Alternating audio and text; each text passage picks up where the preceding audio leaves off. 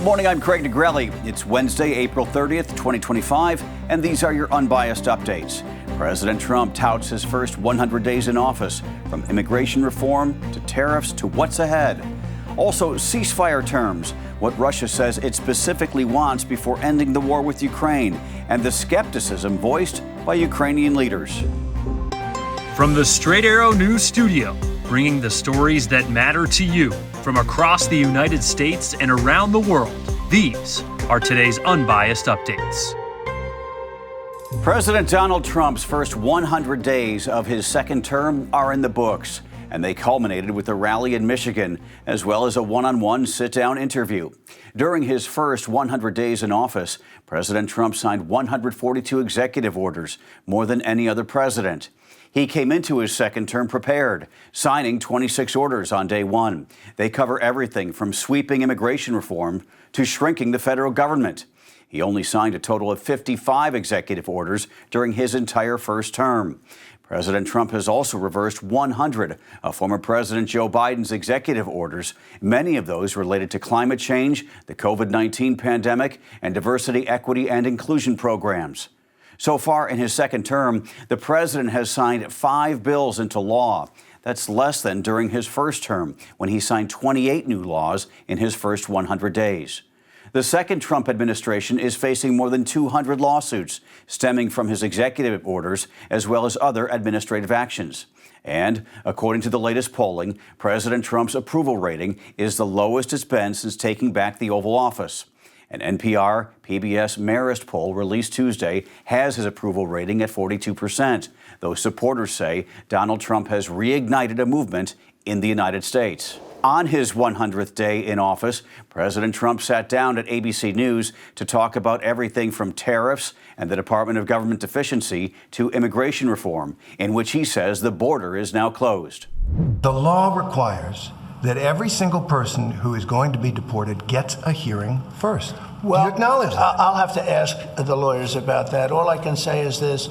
If you're going to have 21 million people, and if we have to get a lot of them out because they're criminals, we're going to have to act fast. We can't. Do you think we can give 21 million trials?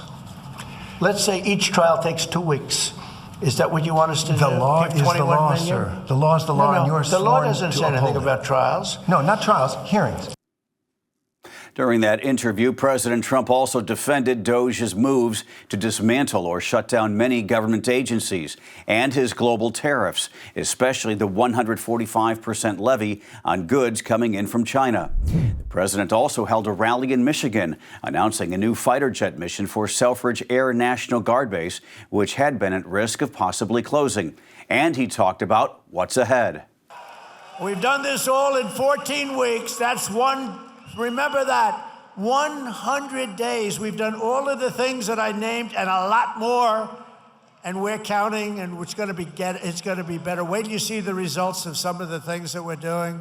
In the coming weeks and months, we will pass the largest tax cuts in American history. And that will include no tax on tips, no tax on Social Security, no tax on overtime. Straight Arrow News political correspondent Ray Bogan has a breakdown of the differences in Donald Trump's first 100 days in office compared to his first term. You can find that right now on our website, san.com. We are learning new details this morning about the Trump administration's crackdown on international students. An internal memo to all student and exchange visitor program personnel, which falls under the authority of Immigration and Customs Enforcement, or ICE, shows an expanded list of criteria to terminate foreign-born students' legal status in the United States. There were already a number of reasons students could lose legal status, such as if they stopped attending school, lost work authorization, or committed certain crimes. But some attorneys say those students typically have the right to due process before the legal status is terminated. Under the new memo, just having their visas revoked is grounds for students to lose legal status. Last month, Secretary of State Marco Rubio stated the administration had revoked 300 student visas of those who participated in pro-Palestinian campus protests. Rubio said at the time, quote, "If you lie to us and get a visa, then enter the United States, and with that visa, participate in that sort of activity, we're going to take away your visa." In the past, if a student had their visa revoked, they could stay in the U.S. to finish their studies. But if they left the country, they would not be allowed back. Amazon says it is not planning to display added tariff costs next to product prices on its site, despite a report saying it would, and comments from the Trump administration denouncing the idea. Amazon said Tuesday it did consider listing tariff charges on Amazon Haul, its newer discount platform meant to compete with low-cost Chinese e-commerce companies like Temu and Shein, but decided against it.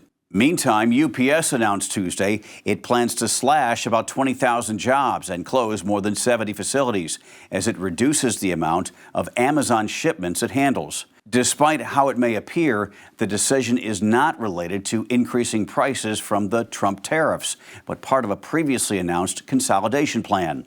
In January, UPS and Amazon, its biggest customer, reached a deal to lower its volume by more than 50% by the second half of 2026.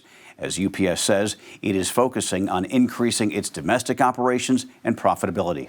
This morning, Ukraine is once again expressing doubt about Russia's declaration of a ceasefire next week. Officials in Kyiv say Russian drone attacks on civilian areas on Tuesday show that Russian President Vladimir Putin is attempting to, quote, deceive the United States. They say one person was killed in the southeastern region and 3 others injured. Ukraine also says Russia launched 20 drones and more than 30 guided bombs at Kharkiv. Meantime, the 3-day ceasefire is to run from May 8th through the 10th. Russian Foreign Minister Sergei Lavrov said Tuesday it will be the beginning of direct negotiations without preconditions for an end to the 3-year war. Among Russia's demands, Ukraine would not be admitted into NATO, international recognition of Russian control of all Ukraine regions annexed by the Kremlin, the lifting of international sanctions, and the return of frozen Russian assets. Ukraine has not agreed to the ceasefire. A judge in Milwaukee, Wisconsin is now off the bench after immigration agents accused her of helping an undocumented immigrant who was facing criminal charges slip out the back way of the courthouse last week in order to avoid getting taken into federal custody. The Wisconsin Supreme Court has suspended Milwaukee County Circuit Judge Hannah Dugan. The court said it is acting to protect public confidence in Wisconsin courts. Dugan is temporarily prohibited from exercising the powers of a circuit court judge in the state. The FBI took her into custody on Friday at the county courthouse. She is now facing charges of concealing an individual to prevent his discovery and arrest, as well as obstructing or impeding a proceeding. ICE agents accused Dugan of escorting Eduardo Flores Ruiz and his lawyer out the jury door after she found out agents were in the building to arrest him. Court documents indicate Ruiz is in the country illegally after being deported in 2013. Agents arrested him Friday after a foot chase outside the courthouse. Lawyers for Judge Dugan say she is innocent. She is set to be arraigned in federal court in mid-May.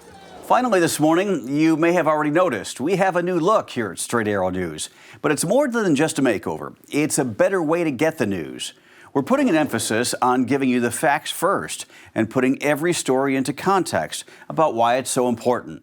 On top of that, we've added new ways for you to consume the news how you want it. Don't have time to get all the stories you want right now? Save them in your own personal queue for later. Want to keep looking at other news while you learn more about one specific topic? Choose a video size that works for you or switch over to audio only. It's unbiased news built just for you. That's it for Unbiased Updates for this Wednesday. Make sure to check out our updated website and app if you have not done so already. We'll be back here tomorrow. For all of us here at Straight Arrow News, I'm Craig DeGrelli. Have a great day.